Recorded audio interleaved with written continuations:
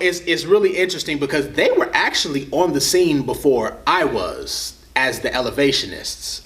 And I remember, like, before I was even really saved, like, they were doing their thing, and I would come to their concerts, like, oh, little cousins, I'm gonna go check them out or whatever. Like, oh, that's cute, they did well, whatever. Me and Chris literally had a conversation one day. He wanted me to check out some music that he was doing. Came over his house. We had a conversation, a freestyle conversation that lasted probably a half hour, just back and forth, just about life and about God and about different things. And it really changed my whole, it was a pivotal moment because it changed my whole outlook on music, just the way that conversation and stuff that was in me. I hadn't rapped in a while and stuff just started coming out, and that was, God used that moment to actually get me to pick up the pen again and start writing. So out of that then started coming, all right, me just sitting down in the basement making my own beats and just putting out stuff that nobody's heard and nobody will hear, but just putting together some of that kind of stuff, and then getting heard by other people. They're like, who was that? They brought me, I did my first Christian show because they had me up on campus at OSU, and I did a song with them that was on the Elevations project. And the people was like, who was that? And then so things kind of started happening. So I remember times when I would go to an event just riding with them, and people would be like, oh, Cam, blah, blah, blah, come back, and blah, blah, blah. And nobody really knew who Chris Gray and Taelor Gray was. And I was always the one that was like, yo, Chris Gray is my favorite rapper. Like, hands down, you don't understand what this guy can do.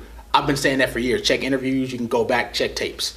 And now people understand, and they know, like, oh, that's Chris Gray. So when I said that's little cousin, like, yeah, he used to like run the grandma after he did something crazy to me, and I was about to yoke him up, and he would hide behind her and she would say, forgive Cameron, and I couldn't, beat him up like I wanted to. So yeah, it was an interesting thing, but yeah, it seems like they literally came first, and I'm just enjoying watching the success that they're having.